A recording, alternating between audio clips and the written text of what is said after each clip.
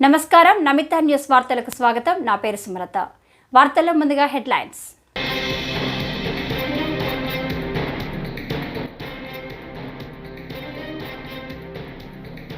ఉక్రెయిన్లో భారత సంతతి ప్రజలను కలిసిన మోదీ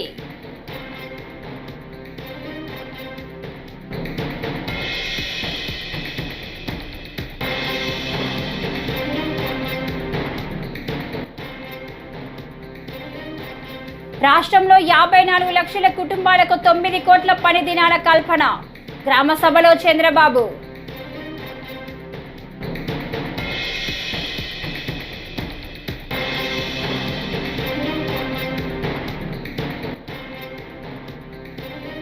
ఏడు మంచు పర్వతాలు అధిరోహించడమే ధ్యేయం ఎల్బ్రాస్ పర్వతాన్ని అధిరోహించిన అన్నపూర్ణ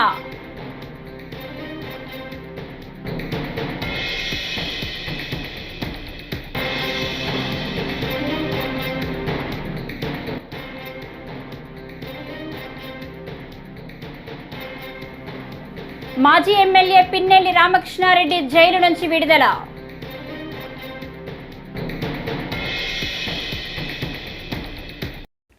ఇక డీటెయిల్స్ చూస్తే ఉక్రెయిన్లోని భారత సంతతి ప్రజలు ప్రవాస భారతీయులు ప్రధాని మోదీని కలిసేందుకు వచ్చారు. ఇండియన్ కమ్యూనిటీని మోదీ ఆప్యాయంగా పలకరించడం ఒక వీడియోలో కనిపించింది. ప్రధాని మోదీ ఇక్కడికి రావడం మాకు సంతోషం. ఆపరేషన్ గంగా టైం నుంచి భారత ప్రభుత్వం ఇక్కడి ఇండియన్ స్టూడెంట్స్కు సహాయం చేస్తుంది అని ఒక భారత విద్యార్థి చెప్పారు.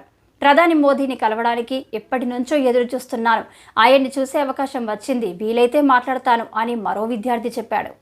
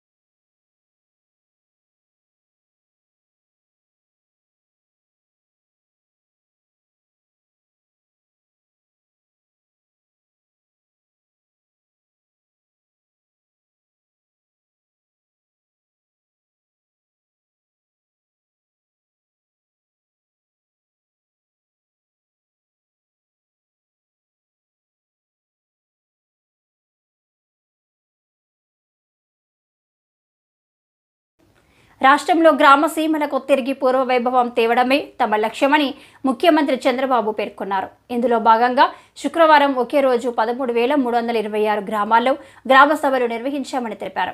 గ్రామ సభల ద్వారా ప్రజలకు ఏ అవసరాలు ఉన్నాయో గుర్తించి వాటిని తీర్చడమే లక్ష్యమని, కాంట్రాక్టర్ల అవసరాలు తీర్చేందుకు కాదని స్పష్టం చేశారు. అంబేద్కర్ కోనసీమ జిల్లా కొత్తపేట పరిధిలోని స్వర్ణవానపల్లి గ్రామంలో శుక్రవారం నిర్వహించిన గ్రామ సభలో చంద్రబాబు పాల్గొన్నారు.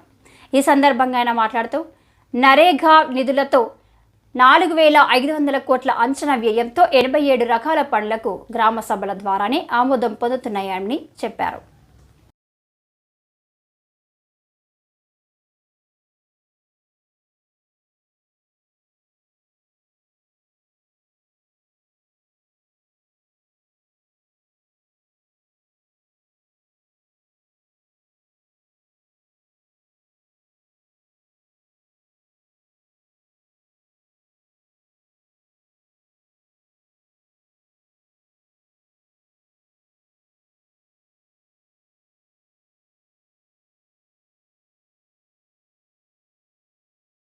గడిచిన 5 సంవత్సరాలు ఎప్పుడైనా ఒక గ్రామ సభలో కూర్చొని మాట్లాడుకున్న దాఖలాలు ఉన్నాయా అని మిమ్మల్ని అడుగుతున్నా.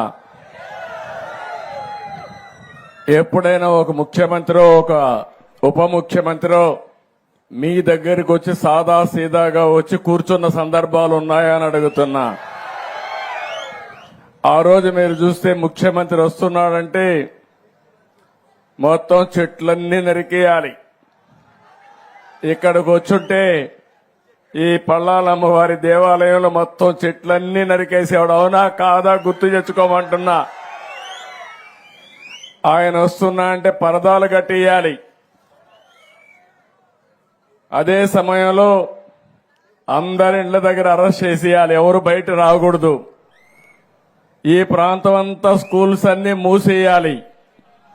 అన్ని బస్సులు ఆయన మీటింగుల కోసం రావాలి. ఆడవాళ్ళైతే స్వేచ్ఛగా వచ్చి కూర్చొని మాట్లాడుతున్నారు.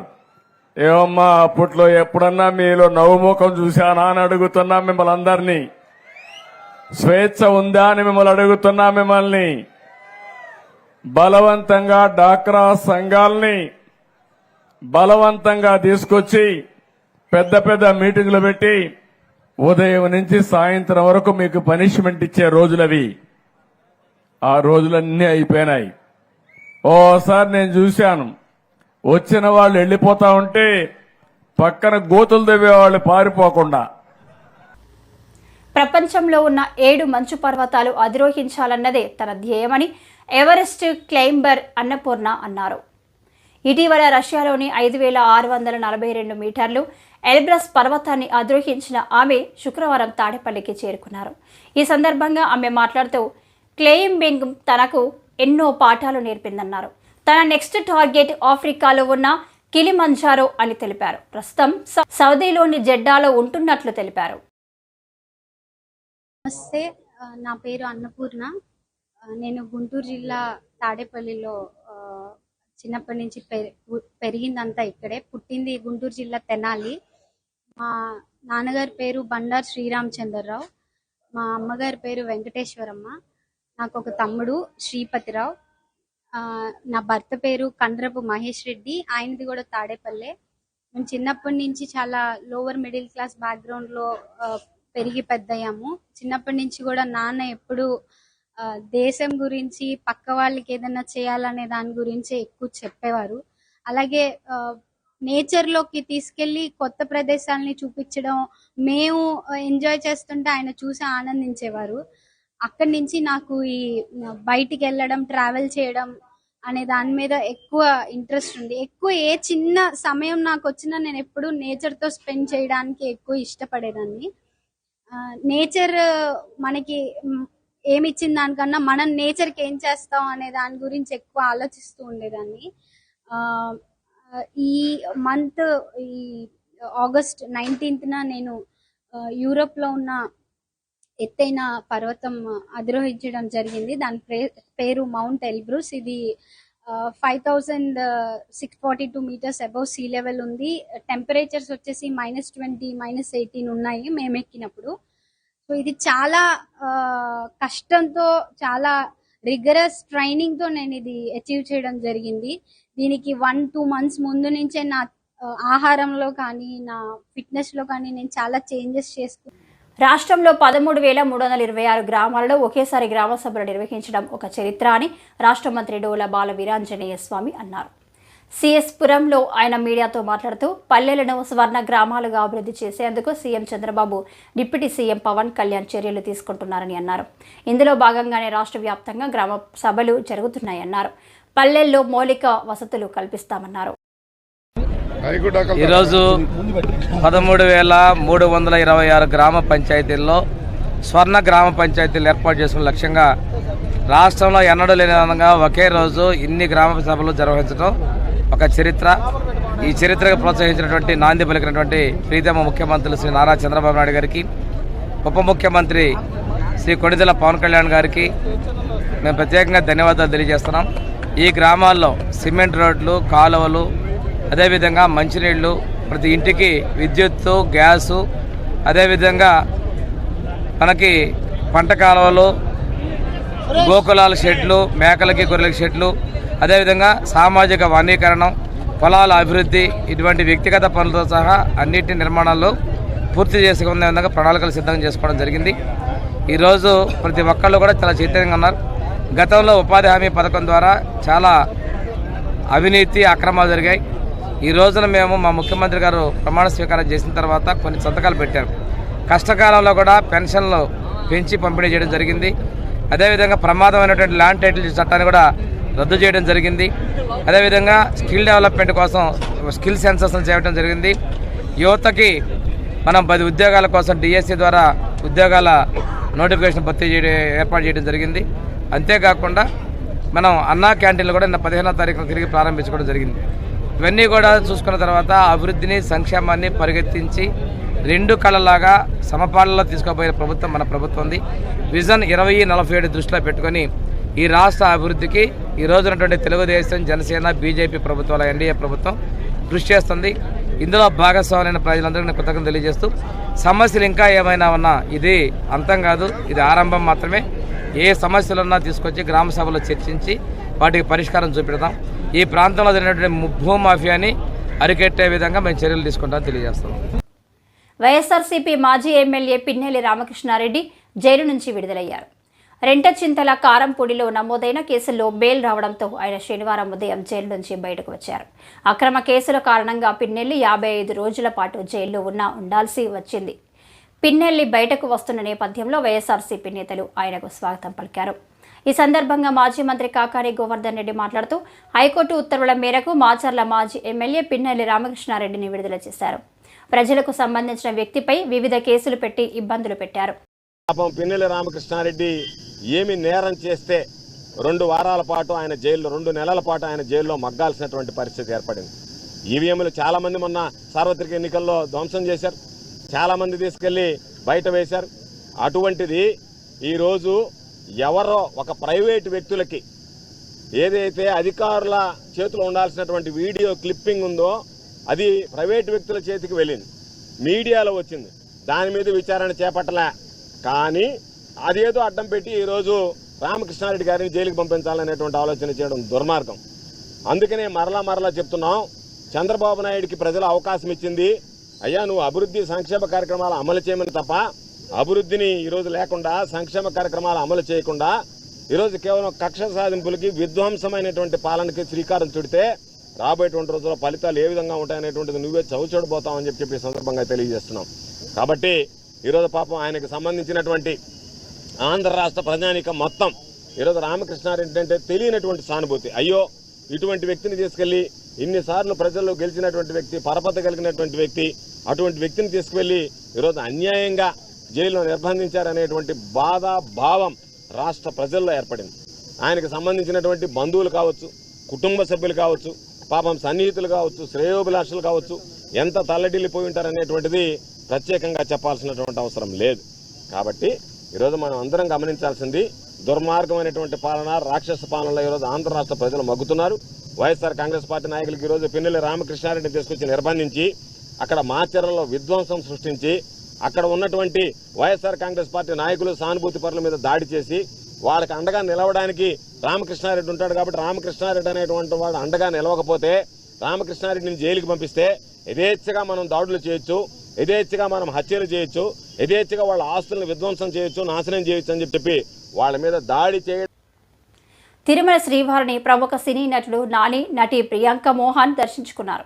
శనివారం వీఐపీ ప్రారంభ విరామ దర్శన సమయంలో కుటుంబ సభ్యులతో కలిసి నాని స్వామివారి సేవలో పాల్గొన్నారు. టీటీడీ అధికారులు వారికి స్వాగతం పలికి దర్శన ఏర్పాట్లు చేశారు. దర్శన అనంతరం రంగనాయకుల మండపంలో పండితులు ఆశీర్వచనం చేసి స్వామివారి తీర్థ ప్రసాదాలను అందజేశారు.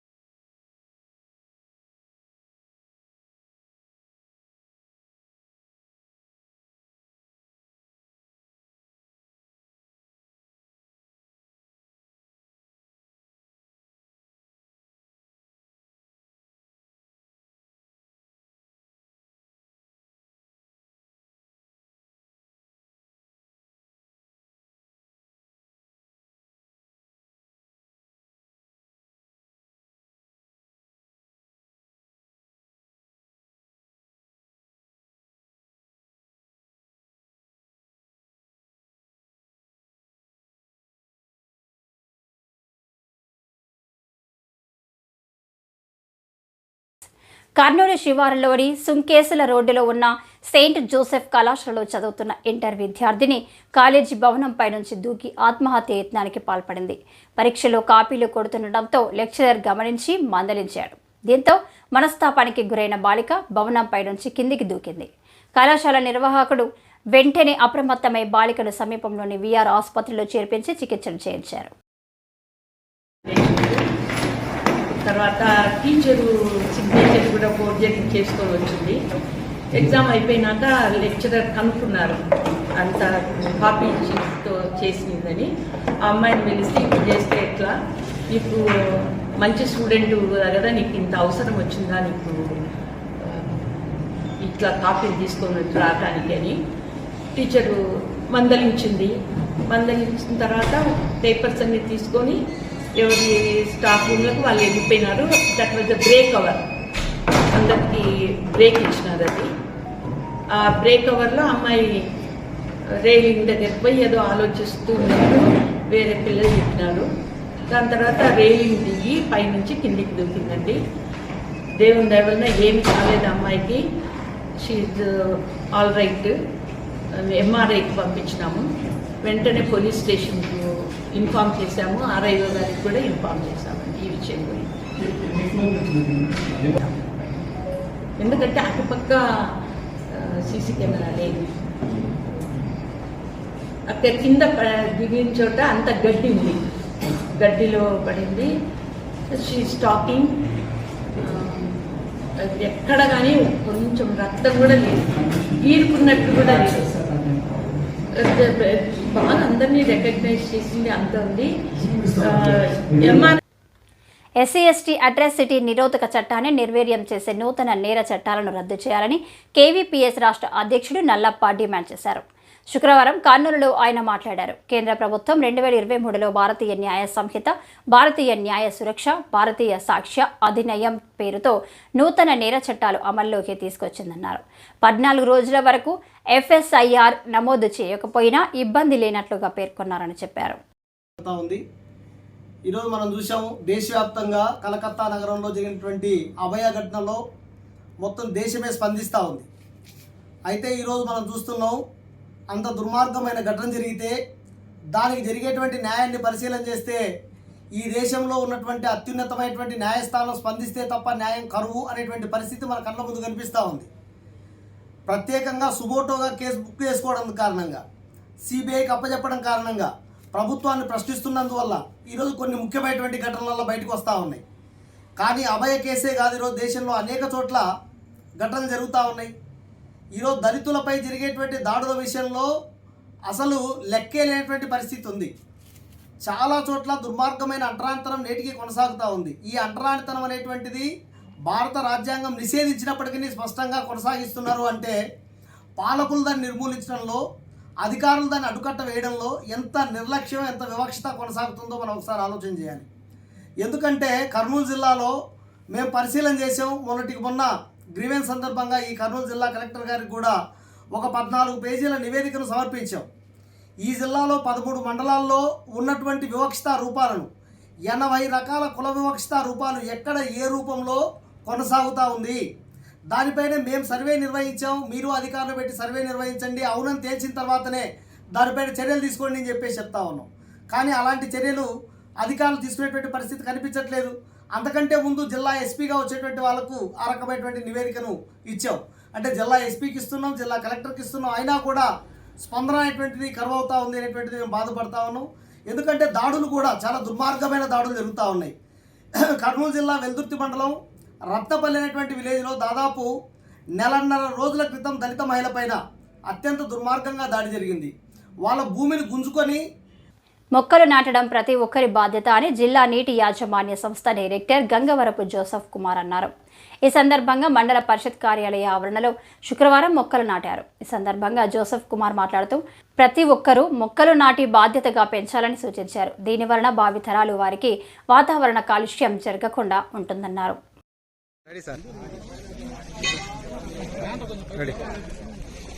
నమస్కారం అండి. ఈరోజు జిల్లా వ్యాప్తంగా ఏక్ పేడ్ మాకే నామ్, ప్లాంట్ ఫర్ మదర్, తల్లి కొరకు మొక్క నాటకం ప్రతి ఒక్కరూ జిల్లాలో ఉన్నటువంటి ప్రతి ఒక్క పౌరుడు కూడా ఈరోజు కనీసం ఒక మొక్క వారి యొక్క తల్లి పేరు మీదుగా స్మరించుకుంటూ ఒక మొక్క నాటాలని చెప్పి మన గౌరవ ప్రధానమంత్రి గారు, అలాగే మన గౌరవ ముఖ్యమంత్రి గారు, మన గౌరవ డిప్యూటీ సీఎం గారు ఇచ్చిన పిలుపు మేరకు ఈరోజు ఈ కార్యక్రమాన్ని రొంపిచెర్ల మండల ఆఫీసులో నిర్వహించడం జరుగుతుంది.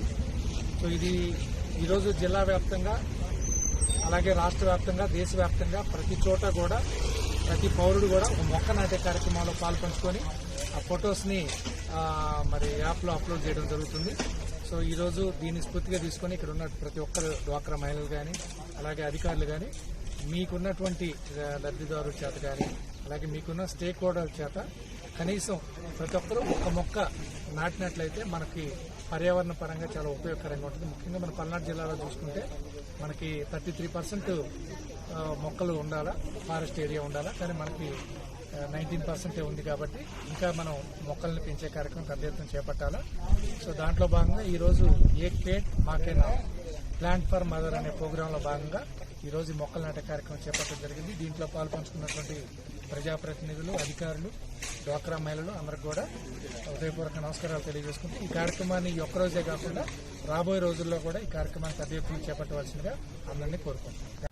గ్రామాల సుస్థిర అభివృద్ధి దిశగా కూటమి ప్రభుత్వం అడుగు వేస్తున్నదని వినుకొండ ఎమ్మెల్యే జీవి ఆంజనేయులు పేర్కొన్నారు. నూజెండ్ల మండలం ఐనవోలులో ఆయన గ్రామ సభ నిర్వహించారు. ఈ సందర్భంగా ఎమ్మెల్యే మాట్లాడుతూ ముఖ్యమంత్రి చంద్రబాబు, డిప్యూటీ సీఎం పవన్ కళ్యాణ్ నేతృత్వంలో పల్లెలు మళ్లీ పచ్చగా కలకడలాడేడా స్వర్ణ గ్రామ పంచాయతీ పేరుతో ప్రత్యేక కార్యక్రమానికి శ్రీకారం చుట్టారన్నారు.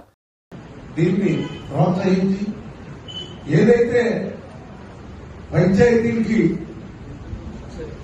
సెంట్రల్ గవర్నమెంట్ వచ్చిన నిధులన్నీ కూడా పంచాయతీలు వినియోగించుకునేలాగా, అలాగే స్టేట్ గవర్నమెంట్ కోటా నుంచి వచ్చే నిధులు కూడా మరి పంచాయతీలకు ఇవ్వడానికి అన్ని రకాలుగా కూడా ప్రోత్సాహకాలు అందిస్తామని చెప్పి చెప్పడం మదావహం.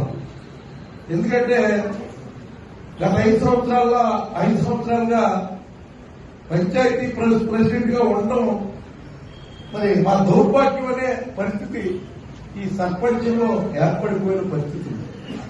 ఎందుకంటే ఎక్కడా నిధులు లేవు. నిధులు లేకపోతే ప్రజలందరూ అడుగుతారు, మీరేం చేశారు, మాకు ఏం చేశారు, ఏంటి అని చెప్పి అడుగుతారు.